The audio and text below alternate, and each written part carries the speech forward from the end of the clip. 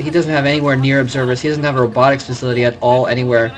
This is probably going to be GG for Mujuk. He's going to lose a gateway. It's going to come down to production too. He's just going to have 4 gateways. He's going to switch straight from BTs to just general infantry, and in the meantime, gateways. Oh my god, he's going to lose his assimilator now. Brilliant, going after he's not no gas. The probes.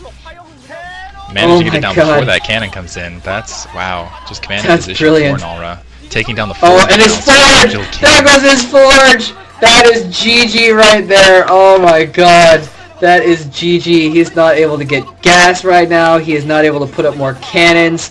He has no way of getting out to make another base. He does have the robotics facility, but he can't. He might be able to put up an observatory. We'll have to see if he has enough gas in store for that. But I think he'll get an observer I'm gonna call this. After that. Oh, he does have an observatory. I didn't see that. Sorry. But it's not going to make a difference. He's going to have all sorts of goons, in his base in just a second here. Chasing him down with the observers, trying to run his Dark Templar out as far as he can, but going in for one last final. Oh, it does not kill the Zealot. That's too bad. But you're right. There's not really anything that can be done about it at this point. Nalra has too much of an economic advantage. That, like I said, it was a balls-in rush, and it paid off. He was able to use those Dark Templar enough to get everything else up, and now he has a superior economy. He's got 2 extra gateways, although Mujuk has a couple more coming in right now. And picking off some dragoons catching him too. With his pants down. Didn't have an observer with those goons. I'm not sure why he didn't have them in position. Bringing him up from the south though. Really, Nalra can see that distortion too, so he can just run away whenever he sees that distortion in view. And it looks like he's plotting out for another expansion. Surprised he's not just yeah. Looks like he's getting more gateways up. I'm surprised he didn't have 2 more gateways up already. But yeah, outproducing 3 already established to just the 2. But he does have the units he had prior to these Dark Templar. Really, the question is when does Nalra get his forces out? When does he go pursuing after Mujuk? And how does Mujuk respond now? Mujuk I just saw he got a robotics facility in there. He knows that basically the only way he can pull this out is to even up the economic advantage that Nalra has, and it is a significant economic advantage. His only hope basically is to get some Reaver drops in there and kill a bunch of Nalra's probes and try to somehow come back economically, even though Nalra has 3 functioning mineral intakes and Mujuk has 1. He has 1. He's getting a second.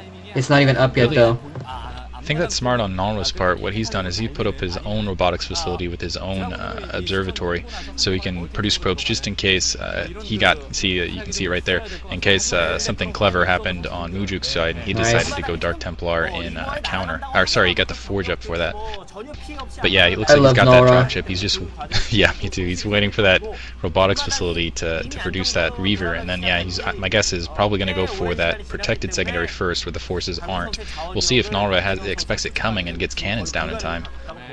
He's got a couple cannons at both of his bases. I'm not sure about his top base there. I don't know if they're really in the best positions to hold off against Reavers, but they are in position against Dark Templar. Maybe that's what he was thinking at first. He does have that Reaver in there. I think he's going to go for another drop. Picking up a couple Zealots in there to distract fire, probably. This is basically Mujuk's last hope here, is to get a couple really good drops in on Nalra. I don't honestly see that happening. After the first one, Nalra is going to be able to do it. Drop on that protected secondary again, where I don't think there's any cannons down. That's a really good move on What's in the shuttle? That shuttle has Reavers. There's 4 Dark Templar in the other base right there. See how it's entirely unprotected? It has no cannons. Those probes are going to get annihilated. In the meantime, smart. See, Nalra he figured it out. He knows he needs those cannons down. Oh shit, no cannons in that base. Trying to get the probes out? Okay, those are Dark Templar, okay. Yeah, he is going to lose that next. Well, he might... Reaver goes down. Oh my god, all the probes running past her. Oh my god, he loses like 20 probes in one scab shot. That was ridiculous. Oh my god, all of his probes were in one location, marching right over the top of that Reaver, and all of those probes go down. That was... I'm going to have to go back and see if they showed out the kill count of that Reaver was, because that was absolutely ridiculous. Oh, that was brilliant. Really, you have to give Mujuk's micro to that, because he dropped those 2 Zealots first to take the shots from the cannon so we could get that Reaver shot off. Really, that's what made that successful. In the meantime, though, it looks like Nalra's going to take the cannons down and just rape the probes. That's my god, that's GG right there. That was beautiful. Focusing those cannons. That's pretty amazing, actually. Kind of, again, ballsy. Bringing those cannons. He does have an observer over there, but in the meantime, Mujuk has no intake. All of his intake has been stopped by these Dark Templar drops. He's not getting any intake right now, except maybe at his natural to the north. No, he doesn't even have a Nexus up there, so he has... That Dark Templar took out the Nexus. He didn't even get the Observer down to take out the Templar in his southern base, so again... Switch to Archons.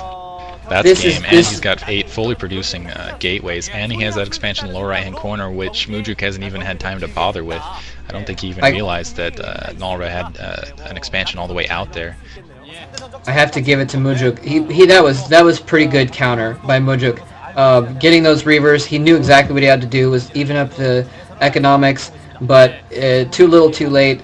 It's just a matter of time at this point, I believe, as far as Nalra getting out enough troops to storm down his throat. Really, he has massive force. You see Mujuk kind of reeling backwards. Oh, managed to take out the shuttle. Oh, and Storm, the great equalizer Storm.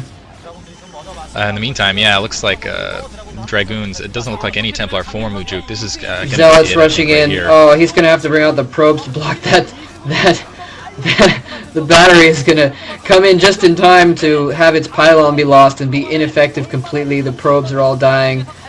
This is GG. Mujuk's going to have to give up right now. Yeah, that was a good game, though.